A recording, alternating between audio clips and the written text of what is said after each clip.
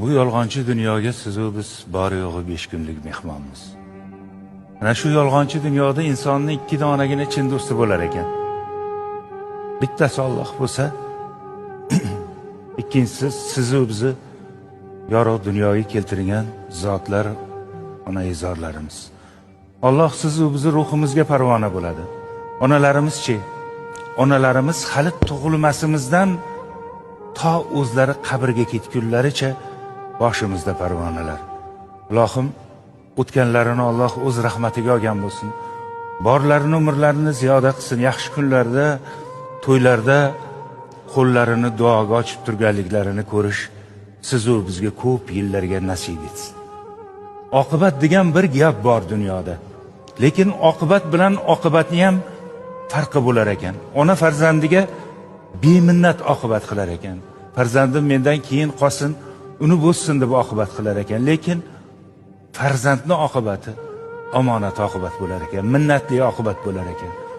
Bugun bor, ertaga ko'ramanmi yo'qmi, keyin dushikki og'iz yaxshi gapimni ayamay deb oqibat qilar ekanmiz. Bugun kelib erta ketguvchi mehmonga qilganday oqibat qilar ekanmiz. Agar so'zlarim dilingizga og'ir botgan bo'lsa, shu so'zlarning isbotini qabristonga borib ko'ring. Hattoki o'sha qabr toshlariga ham jimjimador qilib minnat bilan yozib qo'yilgan. Aziz farzandlaringizdan esdalik. Qarang, hattoki shu qabr toshini ham minnat bilan qo'yar ekanmiz. Uni biz qo'ydik deb qo'yar ekanmiz. Gohida shu chin do'stimizni ham qadriga yetamiz, gohida yo'q. Gohida yarim tunda uyimizga kelamiz, darvozani astagina ochib, hech kimga bildirmay kirib ketamiz deymiz. Lekin bizni kutib o'tirgan bedor onaizor bizni kelganimizni qadam tovushlarimizdan emas, yuraklari bilan sezadilar. Bir og'izgina so'z aytadilar. Bolam, keldingmi? Gohida shu bir og'iz so'z ham bizga og'ir botib ketadi. Ha, onajon, keldim. Yosh bolamasman-ku, uxlursiz bo'lmaydimi? Azizlar, o'sha onaizor mangu uxlab qolganlaridan keyin o'sha ona yotgan g'aribgina kulbani, g'aribgina derazasini tagidan 1000 marta u yoqqa o'ting, 1000 marta qaytib bu yoqqa o'ting, tongda o'ting, tunda o'ting, qayta o'sha nido eshitilmas ekan. Bolam, keldingmi? Qo'limizni to'ldirib to'ylar qilamiz, kazo-kazolarni chaqiramiz, oldiga borimiz ayamay to'kib sochamiz. Lekin ikkala ko'zimiz, ikkala qulog'imiz, qalbimiz, vujudimiz, borlig'imiz o'sha derazaga tikilgan bo'ladi. O'sha tanish chehra ko'rinarmikin? O'sha nido qayta eshitilarmikin? Bolam, keldingmi?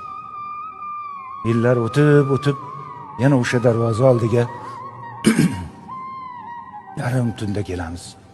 Berk darvoza oldida bir muddat to'xtab qolamiz. Sababi oddiygina.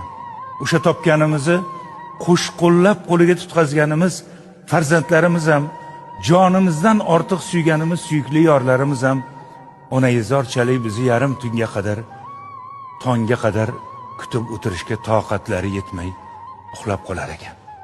Mana o'shanda qalbimiz uyg'onib qoladi. Ana o'shanda vijdonimiz uyg'onib qoladi. Ana o'shanda o'sha qo'llari qadoq mehribonimizni sog'inib ketamiz. Keng dunyoda bittagina do'st topolmaganimda sizni yodlayman, onajon. Boshim kulfatlardan chiqmay qolganda sizni sog'inaman, onajon. Yomon kunlarimni ko'p ko'rdingiz. Yaxshi kunlarimni ham ko'rsangiz bo'lmasmidi, onajon? Derazamga qo'ngan kapalakni qanotlarini silayman. Xuddi sizni oppoq sochlaringizni silaganday. Ehtimol u sizning ruhingizdir.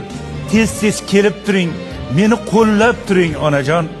Sizni ko'p sog'inaman.